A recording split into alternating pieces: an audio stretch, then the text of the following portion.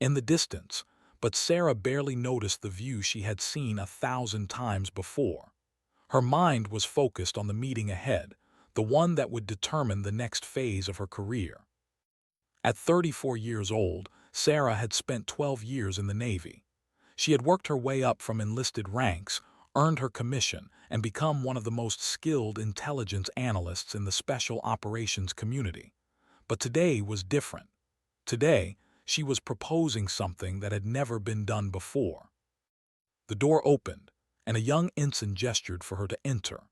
Sarah walked into the room with her head held high, carrying a leather portfolio containing months of research and analysis.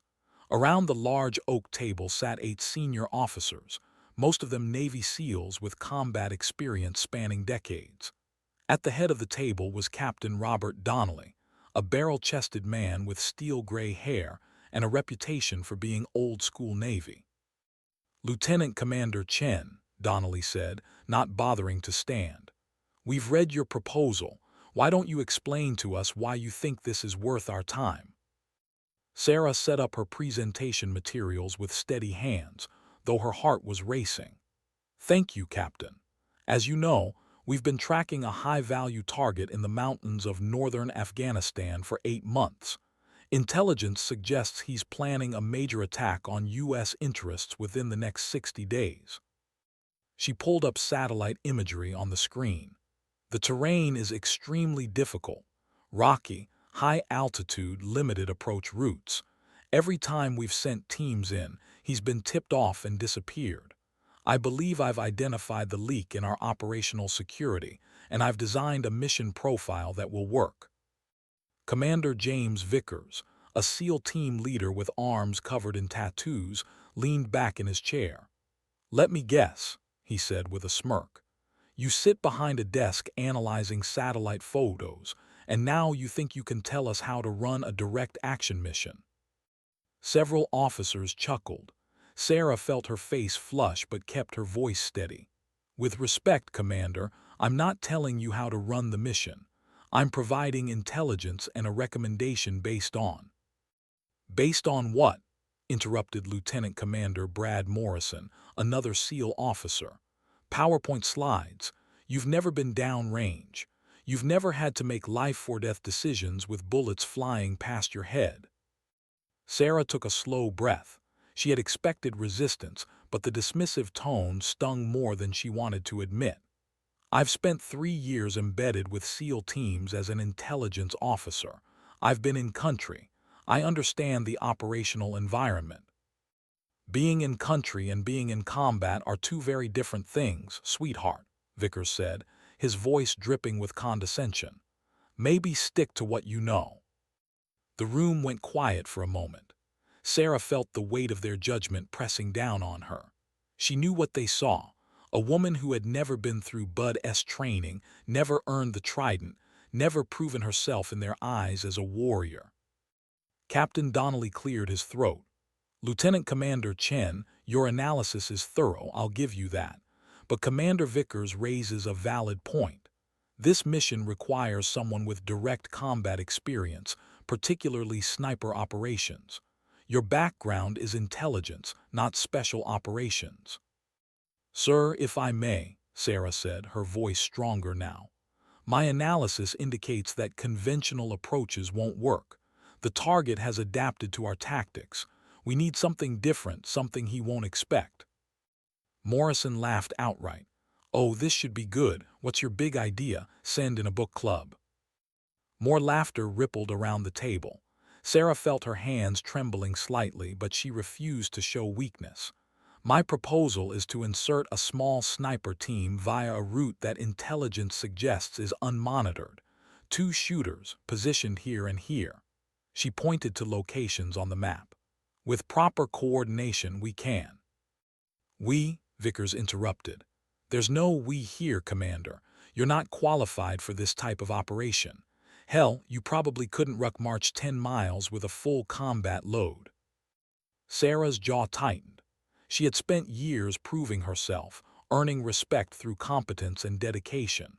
But in this room, surrounded by these men, none of that seemed to matter.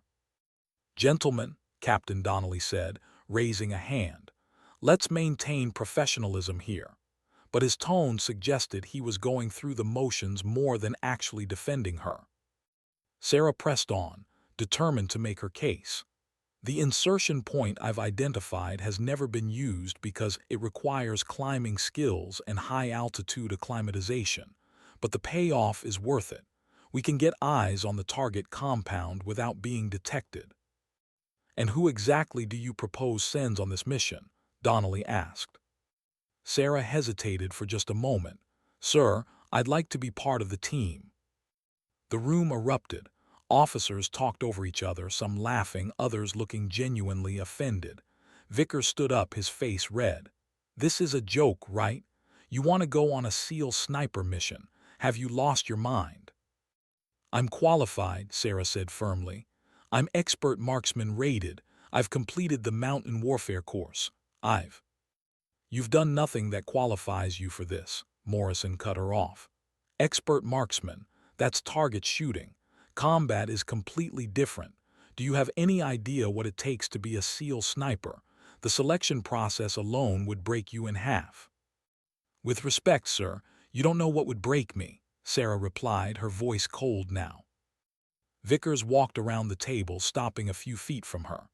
"Listen, honey, I'm sure you're great at making PowerPoint presentations and filing reports. That's valuable work. But combat operations, that's for operators, real warriors, not desk jockeys playing pretend." Sarah met his eyes, refusing to look away. For a moment, the room was silent except for the hum of the air conditioning. Years of frustration, of being underestimated and overlooked, bubbled up inside her, but she channeled it into cold determination. "Captain Donnelly," she said, turning to face the senior officer, "I request permission to prove my qualifications." Donnelly raised an eyebrow. "How do you propose to do that?" "Test me," Sarah said simply. "Whatever evaluation you think is appropriate. If I fail, I'll withdraw my proposal and accept that I was wrong. But if I pass, I want this mission." The room fell into an uncomfortable silence. Morrison shook his head in disbelief. "This is insane. She's going to get herself killed and probably take good men with her."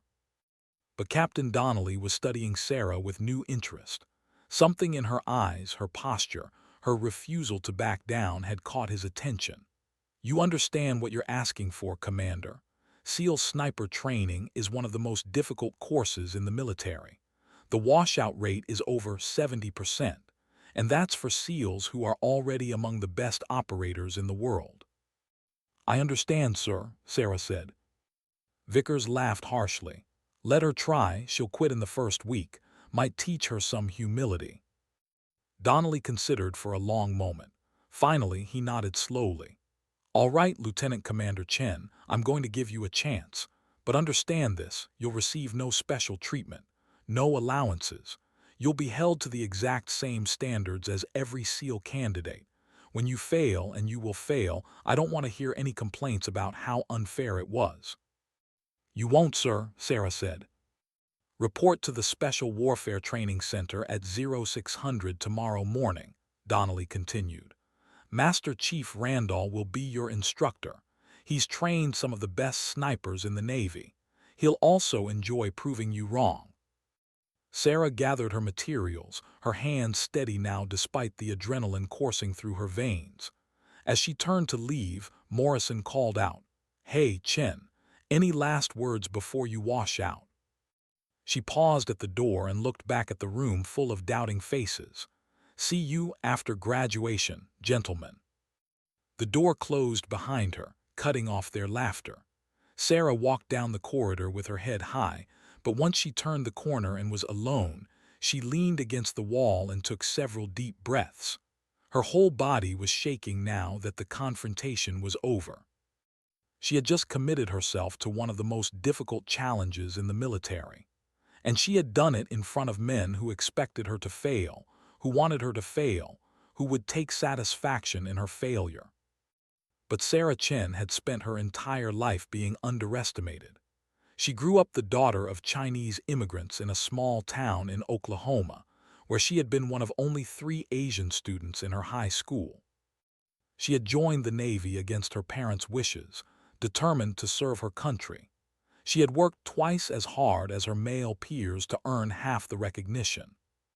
Tomorrow morning, she would begin the hardest test of her life, and she would prove every single one of those smug officers wrong. The alarm went off at 4:30 in the morning, but Sarah was already awake. She had barely slept, her mind running through everything she knew about SEAL sniper training. She got dressed in her Navy PT uniform, ate a light breakfast, and drove through the pre-dawn darkness to the Special Warfare Training Center. Master Chief Tom Randall was waiting for her when she arrived. He was in his late 40s, built like a block of granite, with a weathered face that had seen combat in Iraq, Afghanistan, and places the Navy would never officially acknowledge. His eyes were the pale blue of a winter sky, cold and assessing. "Lieutenant Commander Chen," he said, his voice gravelly, "I'm going to be honest with you. I think this is a waste of my time, but Captain Donnelly gave me an order, so here we are." "Understood, Master Chief," Sarah replied. "Do you know why the SEAL sniper course has such a high failure rate?" Randall asked. "Because it's designed to be extremely difficult, Master Chief." "Wrong," he said flatly. "It's designed to be impossible for people who don't belong here. The men who make it through are the best of the best. They have years of combat experience, years of training, physical abilities that put them in the top 1% of the human population. And you think you can just waltz in here and pass because you're good at PowerPoint." Sarah felt anger flare in her chest but kept her voice level. "I'm here to prove I can do the job, Master Chief, not to argue." Randall studied her for a moment, then nodded. "Fine, let's see what you've got. We're starting with a baseline physical assessment. If you can't meet the minimum standards, there's no point continuing." The next 4 hours were brutal. Sarah ran, did pull-ups, push-ups, sit-ups, swam in full gear, and completed an obstacle course that left her muscles screaming. Master Chief Randall watched without expression, occasionally making notes on a clipboard. When it was finally over, Sarah stood dripping with sweat and ocean water, her chest heaving. Randall looked at his clipboard, then at her. "You passed the minimum standards," he said, sounding almost disappointed. "Barely. Now comes the real work." Over the next 2 weeks, Sarah learned just how right he was. SEAL sniper training was unlike anything she had experienced before. The physical demands were crushing. She woke up at 4:30 every morning, trained until her body was ready to collapse, studied ballistics and meteorology and tactics until late into the night, then got up and did it all again. Master Chief Randall was merciless. He criticized every shot, every movement, every decision she made. Nothing was ever good enough. And through it all, he maintained a running commentary about how she didn't belong, how she was wasting everyone's time, how she would eventually quit. "Your grouping is terrible," he would say, looking at her target. "A SEAL sniper candidate would be embarrassed by this, but I guess we can't expect much from someone who spent her career in air-conditioned offices." Sarah learned to tune him out, to focus on the work. She practiced until her fingers were raw from assembling and disassembling rifles in the dark. She studied wind patterns and bullet trajectories until the numbers danced in her vision. She learned to slow her breathing, to find the space between heartbeats where the perfect shot lived. But the physical toll was immense. Sarah had always been fit, but this was different. Her body was breaking down under the constant strain. She developed stress fractures in her shins. Her shoulders ached from carrying heavy rifles for miles. She lost 15 pounds she couldn't afford to lose. And through it all, word had spread about her attempt. Other SEAL candidates, going through their own brutal training, would see her and whisper. Some looked at her with curiosity. Most looked at her with disdain. One evening, 3 weeks into her training, Sarah was in the armory cleaning her rifle when Commander Vickers walked in with 2 other SEAL officers. They stopped when they saw her. "Well, well," Vickers said with a nasty smile. The persistent little desk jockey. I heard you were still here. How long before you quit? Sarah didn't look up from her work. I'm not quitting, sir. Everyone quits eventually, one of the other officers said, especially people who don't belong here in the first place. You're embarrassing yourself, Vickers added, walking closer. Do you know what the other teams are saying? They're laughing at you. They're taking bets on when you'll finally admit you can't hack it. You're making a fool of yourself and disrespecting the Trident by pretending you're good enough to earn it. Sarah's hands tightened on the rifle she was cleaning, but she kept her voice calm. I'm not trying to earn the Trident, sir. I'm trying to prove I can execute a mission. Vickers laughed. You really think passing some training course means you're ready for combat? You have no idea what it's like out there. Real combat isn't a controlled range with nice targets and safety officers. It's chaos. It's making impossible decisions in a split second. It's watching your friends die. For the first time, Sarah looked up and met his eyes. You're right, sir. I haven't experienced everything you have, but that doesn't mean I can't do this job.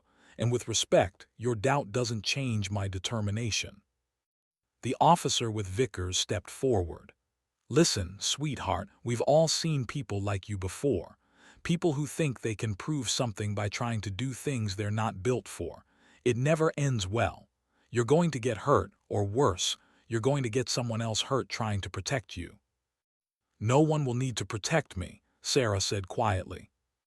Vickers shook his head. You know what? Fine. Keep wasting your time. When you finally wash out, maybe you'll understand why some things are better left to the professionals. They left, their laughter echoing down the corridor. Sarah sat alone in the armory, her hands trembling slightly. She was exhausted in pain and so tired of fighting against the tide of doubt and mockery.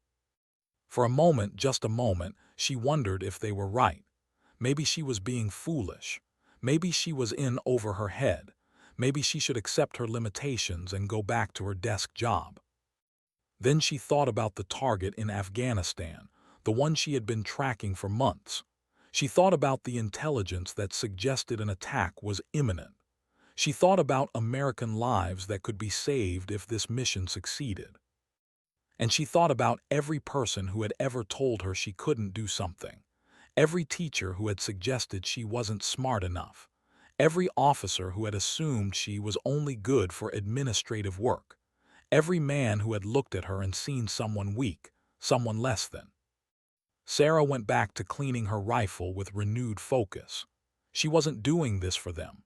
She was doing this because it was right, because it was necessary, and because she refused to let anyone else define her limits. The next morning, Master Chief Randall had a new challenge for her. We're going to do a stalk, he announced. You're going to move from here to a position 1,000 yards away without being detected. I'll have observers with binoculars looking for you. If they spot you, you fail. And before you ask, yes, this is the same test that washes out most SEAL candidates. Sarah nodded, studying the terrain. It was open ground with minimal cover, the kind of approach that seemed impossible. You have 4 hours, Randall said, beginning now. Sarah began her stalk. She moved inches at a time, using every depression in the ground, every shadow, every bit of vegetation for concealment. The sun beat down on her. Sweat ran into her eyes. Her muscles cramped from holding uncomfortable positions for long periods. 3 hours in, she was only halfway to her objective. Doubts crept in. Maybe she was moving too slowly.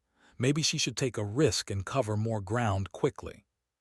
But she pushed the doubts aside and kept moving, patient and methodical. She thought about the deer she had hunted with her uncle as a child in Oklahoma, how he had taught her to move through the woods like a shadow. She thought about patience, about discipline, about refusing to give up. 4 hours later, she reached her final position. She set up her rifle, found her target through the scope, and radioed Master Chief Randall. I'm in position, Master Chief. There was a long pause. Then Randall's voice came through, and for the first time. There was a hint of something other than contempt in his tone, Observer team reports they never spotted you. Good stalk, Chen. It was the first compliment he had given her. Sarah allowed herself a small smile. But the hardest test was still to come. 6 weeks into her training, Sarah looked like a different person. She had lost 20 pounds of fat and gained muscle in its place. Her face was gaunt, her eyes shadowed by exhaustion, but there was a hardness in her expression that hadn't been there before. Every movement was economical, efficient, the product of thousands of repetitions. Master Chief Randall had stopped openly mocking her, though he remained demanding and critical. The other instructors watched her with grudging curiosity. She hadn't quit. Despite everything they had thrown at her, she was still standing.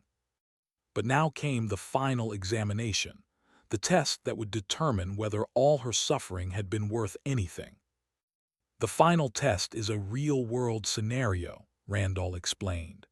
They were in a briefing room with several other instructors and senior officers, including Captain Donnelly. Commander Vickers was also there, his arms crossed, a skeptical expression on his face. "You'll be inserted by helicopter into the mountains 12 miles from here," Randall continued. "Your mission is to locate a specific target, a simulated high-value individual, and take the shot. But here's the catch. We have a team of SEALs already out there trying to find you first. If they spot you before you complete the mission, you fail. And trust me, these are some of the best operators we have. They know you're coming and they want to prove you don't belong here." Sarah absorbed this information without expression. It was exactly the kind of test she had expected, designed not just to assess her skills, but to humiliate her when she failed. "You'll have 48 hours, Randall said. "Food, water, and ammunition are limited to what you can carry. You'll be completely on your own. No support, no backup, no second chances." "Understood, Master Chief," Sarah said. Captain Donnelly leaned forward. "Lieutenant Commander Chen, I want to be clear about something. This isn't a training exercise anymore. What you're about to attempt is the real deal. The men out there looking for you are treating this like an actual operation. If you fail, it proves that you're not ready for combat operations. Are you absolutely certain you want to proceed?" Sarah looked around the room at all the doubting faces. Then she met Donnelly's eyes. "I'm certain, sir." Vickers snorted. "This is going to be over in 24 hours. Those SEALs will find her in the first day." "We'll see," Sarah said quietly. That night, Sarah was flown by helicopter into the mountains and dropped at a remote insertion point. The moment her boots hit the ground, she was alone. The helicopter disappeared into the darkness, leaving her with nothing but her rifle, her gear, and her wits. She spent the first hour moving away from the insertion point, knowing the SEAL team would expect her to head directly toward the target area. Instead, she took a longer route, using ridgelines and dry creek beds to mask her movement. The target was supposedly in a canyon system 8 miles to the north. Sarah had studied topographic maps for days, memorizing every feature of the terrain. She knew where the observation posts would be, where the likely patrol routes were, where someone would expect a sniper to set up. So she did none of those things. Instead, she climbed. She spent 12 hours working her way up a steep mountain face that most people would consider impassable.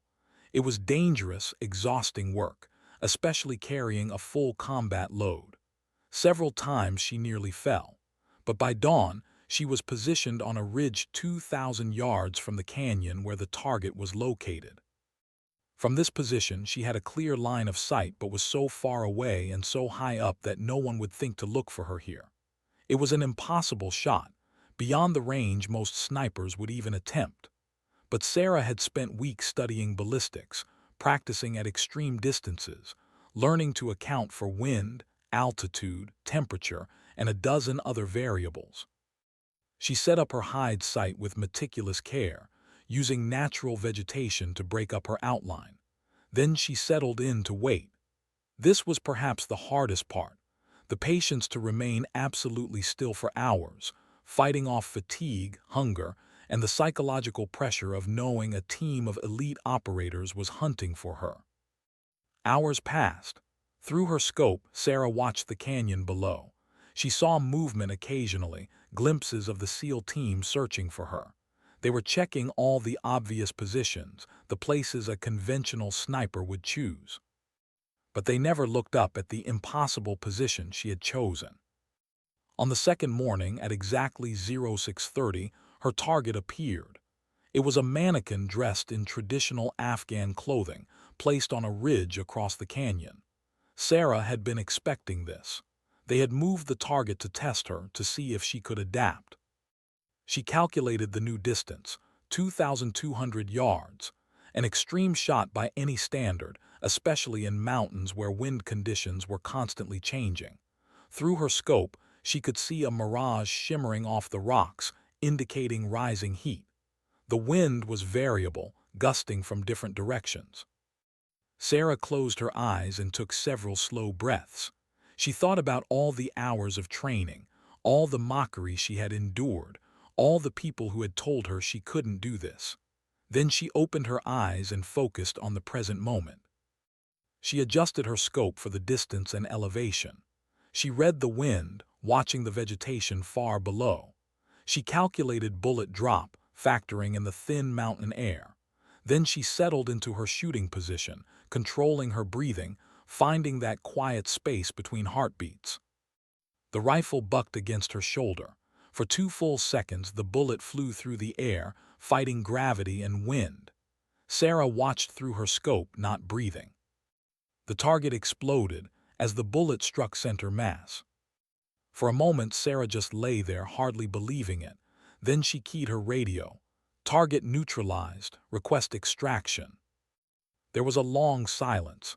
Then Master Chief Randall's voice came through and he sounded stunned. Say again, Chen. Did you say target neutralized? Confirmed, Master Chief. Direct hit center mass. Another pause. What's your position? Sarah gave her coordinates. There was an even longer silence this time. Chen, those coordinates can't be right. That would put you over 2,000 yards from the target. 2,200 yards, Master Chief. Confirmed. She heard background noise, voices talking urgently.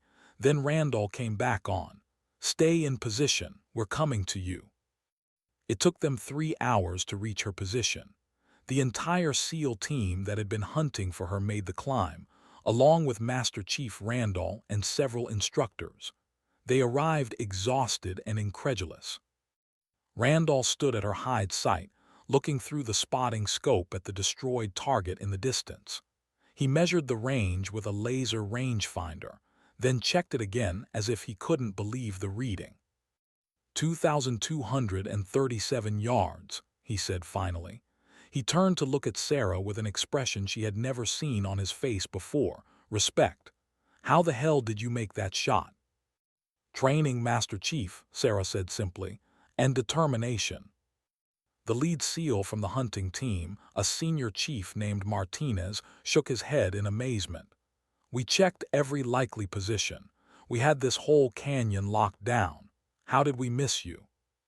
You didn't miss me, Sarah explained. I just wasn't where you expected me to be.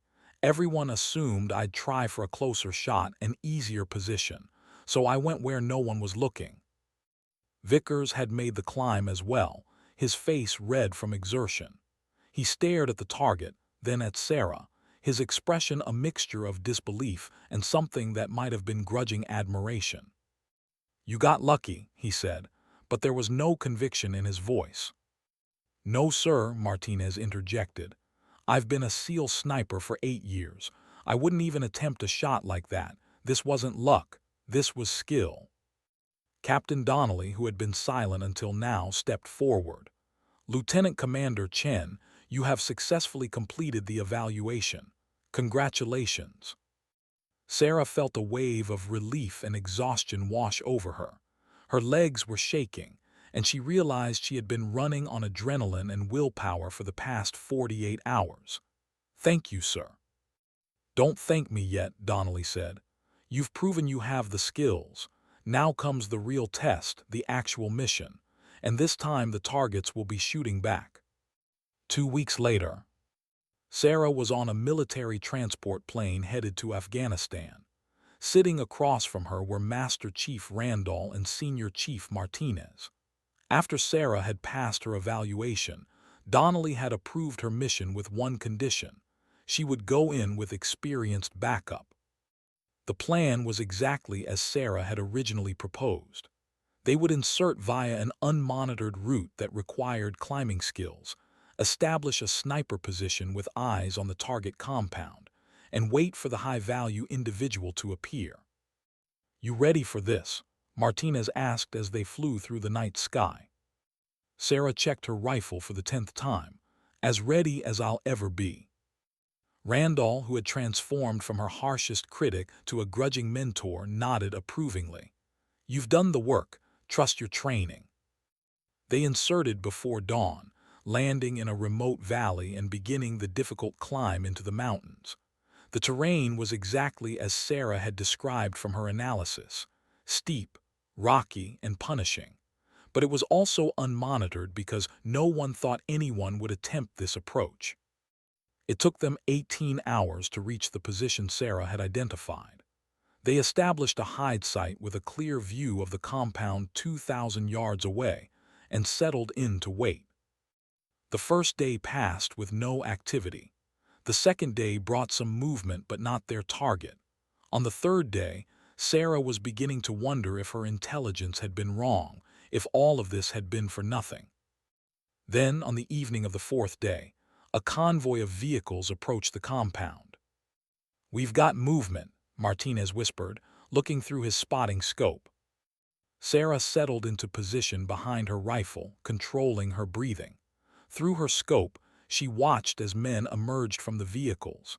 And then she saw him, the high-value target, exactly as he appeared in the intelligence photos.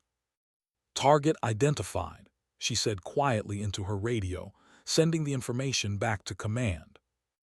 "You have authorization to engage," came the response.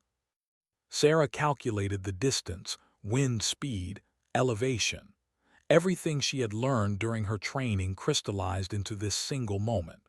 The target stood on a balcony, talking to several other men, completely unaware that death was watching from an impossible distance. She found that quiet space between heartbeats. The rifle fired. 2 seconds later, the target dropped. Direct hit. "Target down," Randall confirmed through the spotting scope. "Clean shot." The compound below erupted into chaos. Men ran in all directions, searching for the source of the shot. But Sarah's team was already packing up, preparing to extract via a route that would take them away from any pursuit. The extraction was smooth, professional. 72 hours after the shot, Sarah was back at Coronado, being debriefed by Captain Donnelly in a room full of senior officers. Commander Vickers was there too, looking subdued.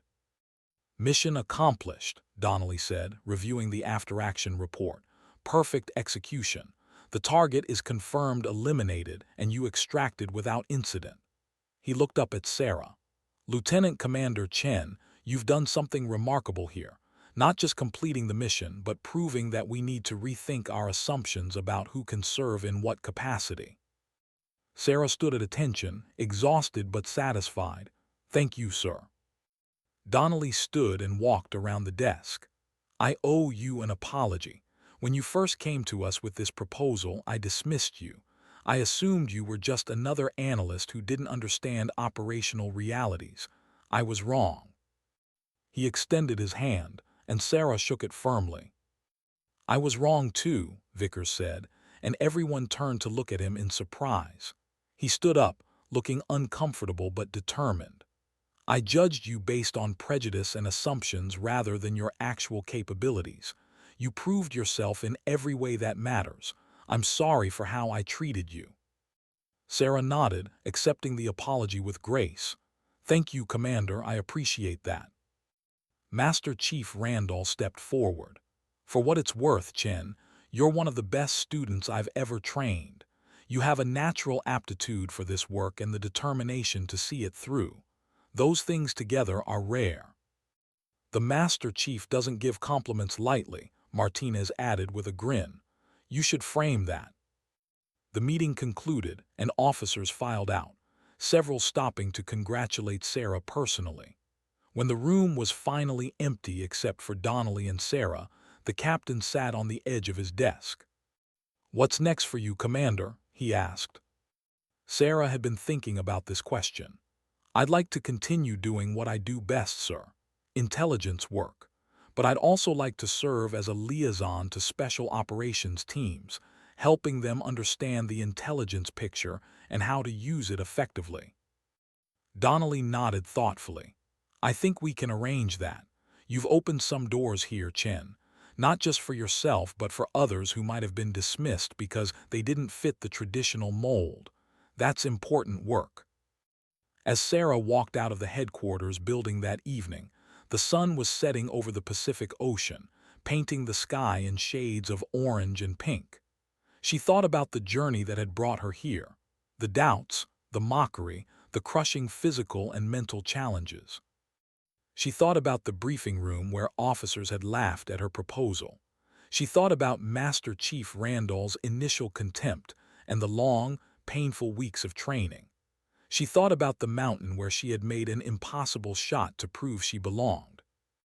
But most of all, she thought about the mission in Afghanistan, about doing the job she had trained for, about making a difference in a way that only she could. Her phone buzzed with a text message. It was from Martinez. "Beer tonight to celebrate, you earned it." Sarah smiled and texted back, "Absolutely." As she drove home through the streets of Coronado, Sarah realized that she didn't need the validation of those who had doubted her. She had proven herself to herself, and that was what mattered most. The respect of others was nice, but it was secondary to the knowledge that she had pushed through every barrier, overcome every challenge, and succeeded on her own terms. 3 months later, Sarah was called back to the briefing room for another mission proposal meeting. But this time, when she walked in, the atmosphere was completely different. Officers stood to greet her. Captain Donnelly introduced her as a subject matter expert. Commander Vickers asked for her opinion on tactical approaches. And when she presented her analysis and recommendations, people listened. A young female lieutenant who was observing the meeting approached Sarah afterward. "Ma'am, I just wanted to say thank you. I've been thinking about applying for some advanced training, but I wasn't sure if I'd be taken seriously. Seeing what you accomplished gives me hope." Sarah smiled at her. "My advice, don't wait for permission or approval. If you know you can do something, prove it. The doubters will always be there, but they don't define your limits. Only you can do that." The lieutenant nodded, her eyes bright with determination. As Sarah left the building that day, she realized that her victory wasn't just about one mission or one shot. It was about changing perceptions, opening doors, and showing that capability and determination matter more than conforming to expectations. She had walked into that first briefing room as someone who was doubted and mocked. She walked out of this one as someone who had earned her place through skill, sacrifice, and unwavering resolve.